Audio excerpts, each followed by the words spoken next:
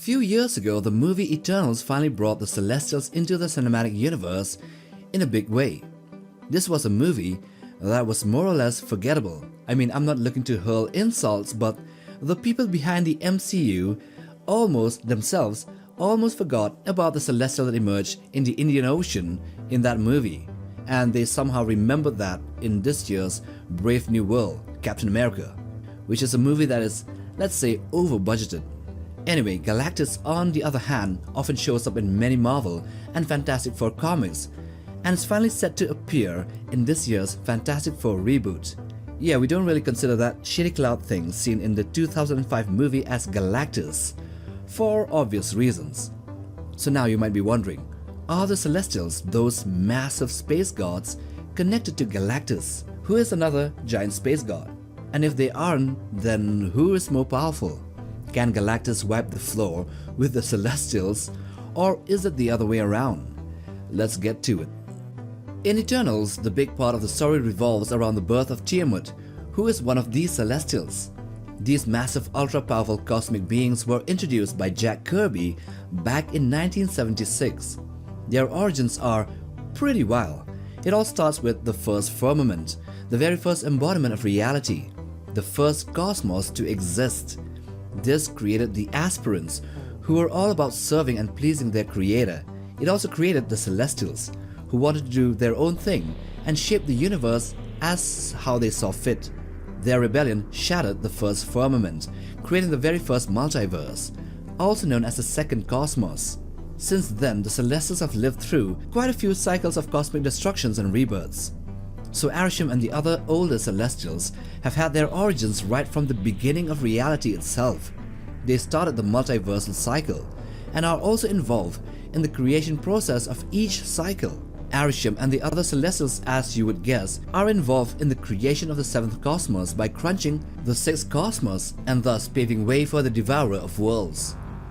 Now, Galactus wasn't created by the First Firmament like the Celestials. He isn't really as old as them, not by a long shot.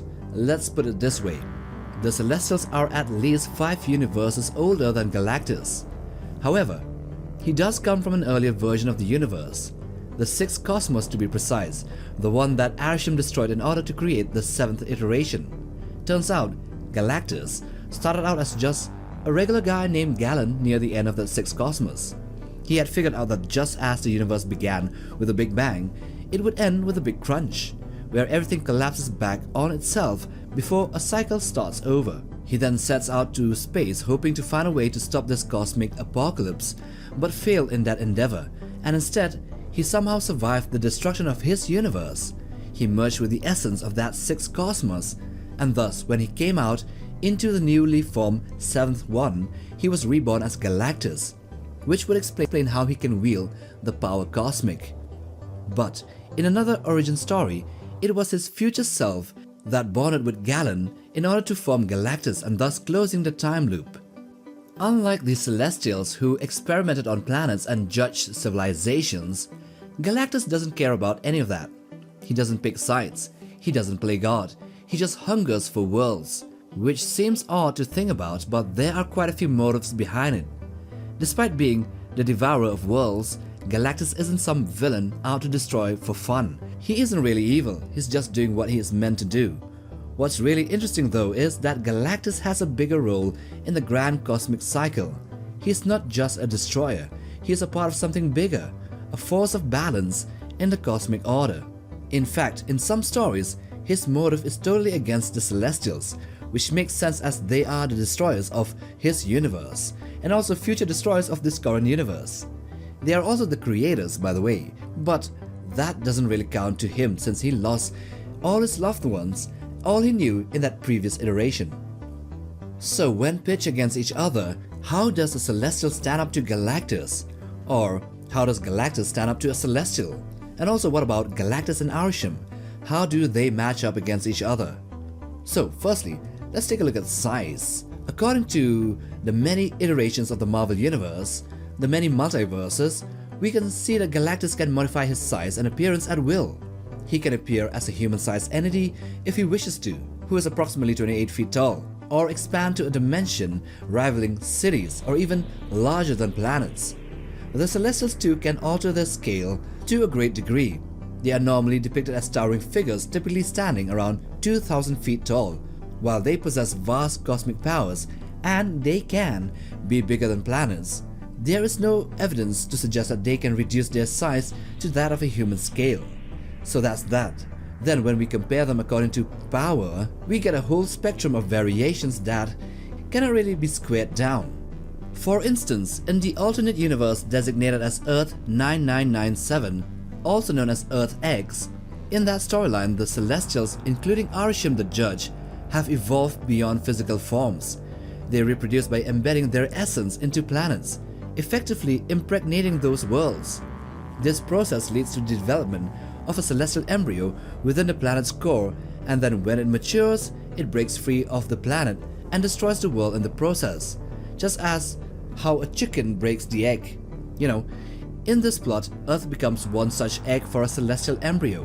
When Earth's population underwent a premature mutation, Arishem and the other Celestials arrived with the intent to purge all life, aiming to eliminate any threat to the nascent Celestial inside of Earth. However, Galactus intervened, confronting the Celestials. See, Galactus in this universe was bent on consuming the planets where the Celestials have planted their embryos, ensuring a cosmic balance, as well as a sense of vengeance for the death of his universe. Here he manages to defeat several of these Celestials that came to Earth, causing the other survivors, including Arishem, to retreat back. In another notable confrontation that occurred in Fantastic Four issue 602, Galactus faced off against the Mad Celestials from an alternate universe. During this intense battle, Galactus managed to hold his own and even killed one of the Celestials, the Mad Ones. In response, the remaining three merged into a more powerful entity, which overpowered and seemingly killed Galactus with a potent energy blast. In a critical turn of events, Franklin Richards used his vast abilities to resurrect Galactus, empowering him to confront the merged Celestials once more. In his rejuvenated state, Galactus proved more than a match for his adversaries, at one point tearing a Celestial apart with his bare hands.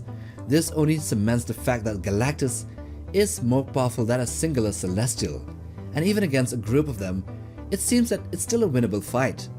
Thus, we can confirm that Galactus is indeed more powerful, stronger than the run-of-the-mill Celestial. But how does he fare off against the big guns? So all eyes on the red judgy one from the Eternals, right? You might think that he is the most powerful, but you'd be wrong, cause Arishem, while he is the leader of the fourth host of Celestials, he isn't the most powerful of them all. For example, once a subordinate of Arishem during the second host, Tiamut defied and managed to overpower Arishem. There is also another one called Exeter, who acts as the Celestial's enforcer and is thought of to be of a higher power level than Arishem. Then there is the one above all, who is recognized as the leader and the most powerful as he holds supreme authority over all other Celestials, including Arishem the Judge. So can Galactus overpower Arishem? I would think so, since in the Earth X storyline, it showed that he managed to beat the Celestials, which resulted in Arishem retreating with the other Celestials, and this saved Earth in the process. I can also argue that he would be able to take down the Exeter, and maybe even Tiamut, even though it is stated that Galactus feared the sleeping Celestial. Now as for the one above all, that is a big mystery, but we can say that even at the very least, Galactus would be able to put up a hell of a fight, at the very least. There aren't many cosmic beings that is more powerful than Galactus, and the only thing he really fears is something called the Ultimate Nullifier, which we shall discuss in another video.